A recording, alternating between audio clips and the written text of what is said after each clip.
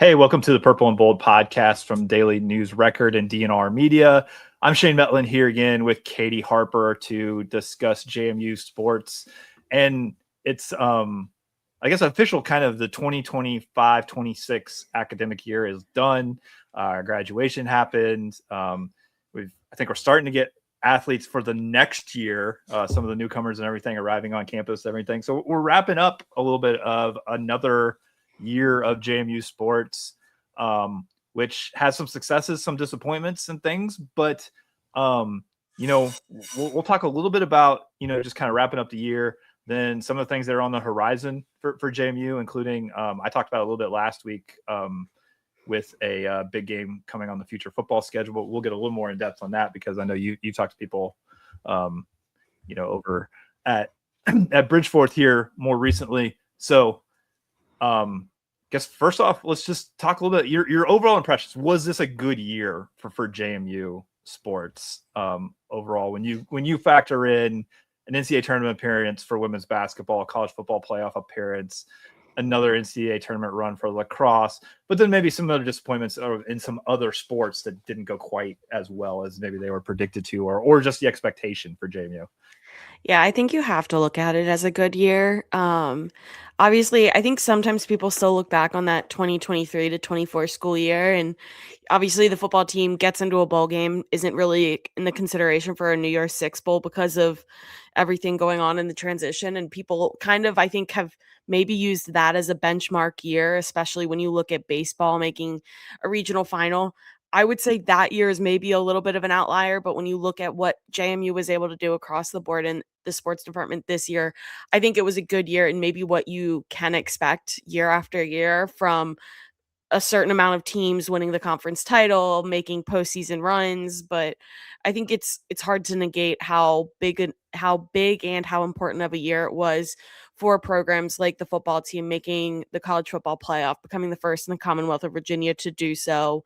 Whenever JMU can take a win in some capacity against a UVA or a Virginia Tech, and if it can help in a recruiting facet, that's massive for your athletic department. But then even, you mentioned lacrosse, getting a win over a program like Notre Dame is huge. Women's basketball winning the tournament is huge. Getting into the NCAA tournament is big. So I think overall, yeah, it's a big year for JMU, and it's one that maybe if you're a JMU fan or a JMU employee, you hope that they can recreate that kind of at a consistent year in and year out basis. Yeah, you mentioned the 23-24 school year, and it's kind of setting a benchmark, but I don't know if it's like a realistic benchmark because you just happen to kind of have every program having one of those great years at the same time. And there's programs at JMU that you can kind of expect that every 3 or 4 years, and it just so happened you were going to get that at the same time. But you have a great football season. You have a men's basketball team that has a great season. They're both ranked at that time. I don't know how often you can expect that kind of thing from JMU. But this year, you look at this year, you start out the fall with a college football playoff appearance and just kind of being on that trajectory throughout the fall. It almost makes everything else that happens gravy at that point. When you add other postseason appearances and things like that, it just kind of adds to what was already going to be viewed as a successful athletic year, simply because in the biggest sport with the most attention and the most money, you go out and do something that no Sunbelt team has had, no team from Virginia has done, like you said. That's very rare, very difficult for a group of five, and the circumstances of which it came about. Like, it's just kind of like hard to put into, talk to Matt Rohn multiple times where he just talks about that weekend where, you win the Sun Belt championship game and he's out there on the field, like with all that presentation and everything. And then the next day watching the Duke UVA game and how everything just fell into place and being in that moment, something that's probably, even if you make another college football playoff appearance, it's never likely ever going to happen like that again, where like it just is sort of an incredible 2-day period of everything breaking your way. Yeah, just like you said, the weekend was unreal. I mean, the fact that every single time that the college football playoff rankings came out, JMU either wasn't in it or they weren't the top group of 5 team in it. So you knew going into that weekend that something kind of ridiculous had to happen for JMU to even have an opportunity to make the college football playoff. So I think when you just, like you said, when you see how it happened and the fact that, a team like Virginia fell in a game that arguably they should have won, that is a massive thing for JMU to be the beneficiaries of that moment. So I think it's one that maybe, the college football playoff isn't going to be realistic very often, especially with, the Power Four teams are not going to let this happen again, where a Tulane and a JMU get into the college football playoff. They're going to go out of their way to make sure that never happens again. So even if it doesn't happen at a frequent rate, it's possible now, at least in some capacity. So winning your conference championship game and at least being in that conversation is something that I think will be a successful benchmark for JMU moving forward. Yeah, and like we mentioned before, I think women's basketball, even though they had like one bad weekend, basically in Sun Belt play that didn't give them a regular season title, but they win that conference tournament. Lacrosse wins a conference championship, wins a game in the NCAA tournament. Those are two, I think, unequivocal success stories for JMU sports this school year. You look at there were some somewhat disappointments. I think we didn't necessarily know what to expect from JMU baseball going into the season, but there were moments where they looked really good. Getting a win at UVA, a sweep of Louisiana, things like that. They showed enough potential at times that I think it felt like a disappointment to have the overall record they did. I think you look at softball, wondering going into the season, is this when they make it back to a regional appearance? When, in baseball and softball, the Sun Belt is able to be a multi-bid league. I think knowing that the Sun Belt is going to be a multi-bid league in certain sports, it's going to be a disappointment for JMU to not be one of those teams getting an NCAA bid. But, there were some disappointments. I think, volleyball maybe wasn't quite as good as expected, although they had their moments too. But on the whole, I would say those three really, really good seasons with really amazing accomplishments probably overshadow any negative feelings about where the athletic department as a whole might be. Yeah, and you mentioned baseball and you look at it, and the fact that a team like Louisiana that you swept in Harrisonburg goes on to make an NCAA regional, it's hard to kind of stomach sometimes I think for everybody around the JMU, program. It's the fact that that was a very good weekend for the baseball team. They looked really good. They had a good middle portion of the year, which is, when that UVA win came and all of that. But I think that maybe the one thing that's keeping some JMU fans from saying, like, yeah, this was a great season when you look across the board, is the fact that a team like the baseball program couldn't even get into the conference tournament, let alone a regional.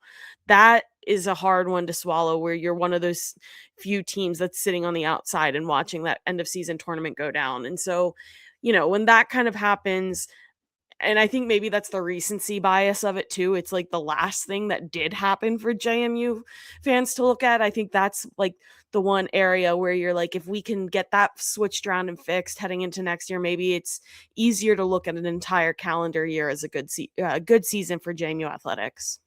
Yeah, and I mean, if you are going to look at it too, and if your spring sports on the whole, minus lacrosse, were not as good as you hoped, at the very least, you had some success or enough success against your in-state rivals. The baseball team does get that last victory to secure another, another crown. Man, I can't even think of what it's called. The trophy with ODU, the Royal Rivalry. I kept wanting to say crown something. The Royal Rivalry with ODU, they secure that for the fourth straight year since that started. And you mentioned the baseball victory against UVA. If you're gonna look for something exciting for JMU fans in the spring, it's that you got victories against UVA in three sports where they put a lot of resources into, in baseball, softball, and lacrosse. So you do have that to look at least some success in state, which kind of takes us to the conversation we talked about having. Like I said, I mentioned it a little bit last week, but we're going to get another JMU UVA football game. And I think a lot of people really, until that announcement came out, probably doubted that was going to happen anytime soon. And to see that now on the schedule for 2028, a little bit surprising, but at the same time, I think it makes sense for both programs to want to do this. It's a good matchup, and it's, I think it's for it to be announced when it was kind of coming off the letdown of Virginia Tech canceling this game that, was originally on the schedule for 2025 and was scheduled back in, I want to say, the fall of 2019, because I believe I was still a student when that game got scheduled initially. So to have that, like 6-year wait up to then have the game be like, you know what, we're going to postpone it a season to then being fully canceled. I think it was a bit of a frustrating period for JMU fans to have this real kind of understanding and have to grasp the fact that this 2026 season is going to go down without, that benchmark opponent. And they're going to hear all of these arguments that they heard last year where, they only played Louisville. That was the only hard team that they played, the only Power 4 team that they played. I think it was a letdown knowing that was going to be exactly the same thing to happen again this year, but even at a higher rate. So to have this UVA game now at least on the books, and it's, hopefully going to be a game that is maybe viewed as a little bit more of a competitive game than the one a couple of years ago. I know a couple of years ago it was obviously a very close game, but the UVA then is not what UVA was this past season under Tony Elliott. So I think it's a very exciting game against two teams that, should be playing and producing at a high level. Yeah, like you said, there's multiple factors in it. It should be a good game because the last JMU UVA game was very competitive, a thriller that comes down to the last possession, and JMU gets a 1-point victory in that one. And then there's also a financial aspect to it that just makes sense. Like you talked about, the Virginia Tech game gets canceled, and everybody's got their emotional response to that. You see so much like, oh, Virginia Tech's scared, like this and that, like, which maybe to a degree. I mean, nobody, if you're UVA or Virginia Tech, you do not want to lose to an ODU. You don't want to lose to a JMU or any other in-state program. You really don't. And it makes your fans and your donors and everybody mad, and it hurts more. But at the same time, I don't know that like fear is necessarily the driving factor as much as you look at Virginia Tech's future schedule. They've got, ODU coming, they've got BYU coming, they got Arizona and these games where they're going to sell tickets for those games. For UVA, they pay $800,000, which is a little bit of a discount to get JMU to come. As opposed, they probably have to pay $1 million or more to get like a MAC team or somebody to come there. And they've done that in the recent past. They have teams like Ohio or Akron or even Illinois, a Big Ten team, have come to Scott Stadium, and there's been 30-some thousand people in the stands. So you're talking about, you get a little bit of discount on bringing your opponent in, plus you're guaranteed to sell more than 50,000 tickets for that game, probably close to a sellout. Like, it just makes so much financial sense for UVA. Like, you almost have to do it if JMU is willing to come for that price. You're going to make so much more profit on a home game than you typically do. When I know they had some better crowds last year, but just going back a couple years, like I said, you bring in a Big Ten team and you can't necessarily guarantee that you're going to have 40,000 people there. Like, it's a money issue for UVA to have to do this. Yeah, I mean, you think back on that 2023 game between the two. That was a good environment. And yeah, there was a lot with that game, and it being the home opener and it being UVA's first game since, the tragic shooting. Like, there was a lot going for that game that people wanted to be in attendance for, but I think a lot of it too stems from the fact that there are a lot of JMU alums that are in the Charlottesville area, and then even then, Charlottesville is an easy place to get to it from around Virginia. So you think back on that environment. I think I mentioned the recency bias with baseball, but you have UVA in a sense looking at the recency bias of, man, our stadium was filled when it was an in-state rival between, JMU and UVA. So the recency of that, of knowing these are two programs that have been playing really, really good football, JMU for a long time, UVA over the last couple of years, I think it just makes sense to, like you said, to benefit on that and get money in their pocket. Yeah.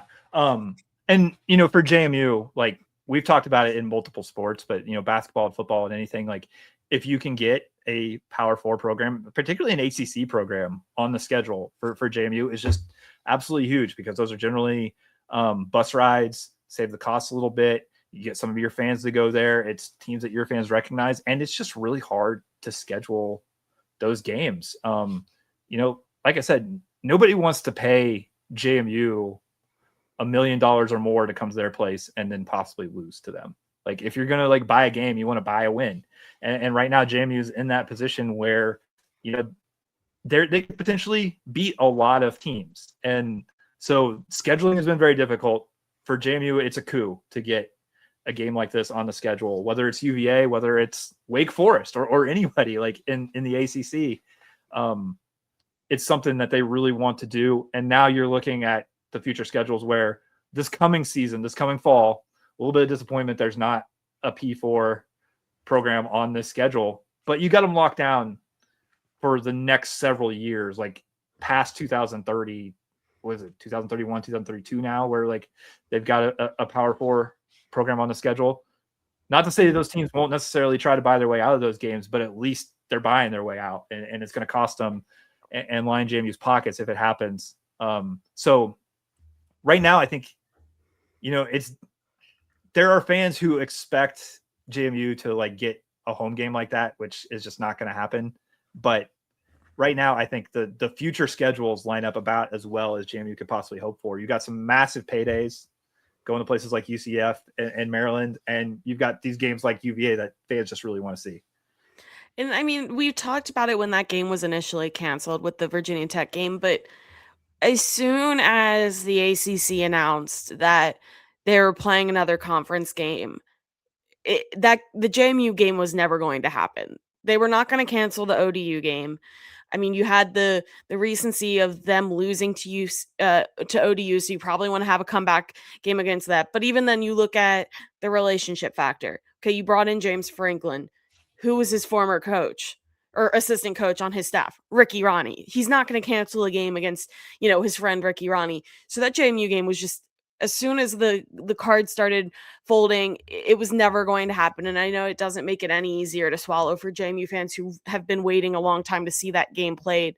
But like you said, right now, games like that get canceled, JMU gets paid, and they've done well to at least supplement what was a disappointing end to it. And, yeah, it's not an ACC game, but getting a team like San Diego State that should be a very good program this year and traveling across the country to play there, yes, you have to pay for that trip. It's going to be a little bit of an expensive trip for JMU to make, but it's getting its brand out there a little bit more in a place of the country where it's kind of recruited a little bit recently. And it just, it's spreading the JMU brand a little bit. So against a good group of 6 programs. So disappointment, yes, for this upcoming season to not maybe have the caliber of opponents that JMU fans would necessarily want, but still some good opponents with some neat kind of road trips that are going to factor in. Yeah. And, talking about Virginia Tech too, one thing I see too a lot on social media and stuff is like, oh, they dropped JMU, but they're still playing VMI. Why would they do that? And, there's a lot of fans too that like don't get or don't like the fact that almost everybody's going to play an FBS game, including JMU. But I mean, that's just the reality of the business of it. Like, you want a home game, like beyond, everybody wants an FBS or an FCS home game, like that they are very, very likely to win. You still get the home game. You still get the revenue from everything.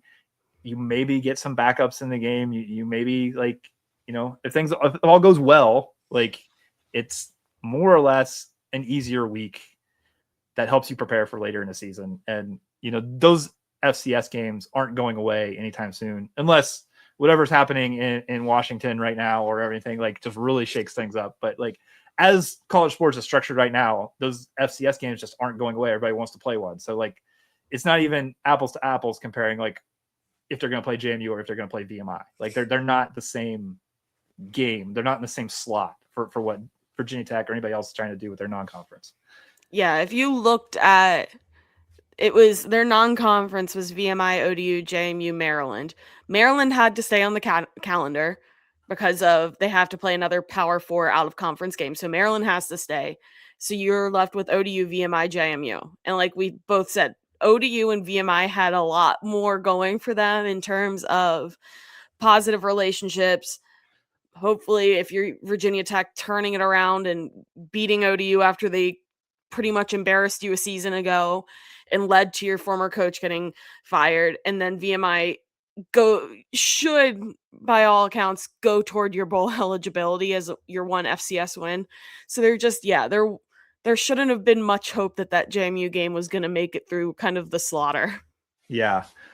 Shifting gears a little bit over to basketball, where we haven't had a ton of like news across sports, but basketball, JMU men's basketball continued to, because I think they're done. I think the roster is set now. There may be one out there that still hasn't officially signed, but Marcus Jones, the D2 transfer coming to JMU, the lone non-Division I transfer of this class too, which is a little bit different for Preston Spradlin. But a little bit of news.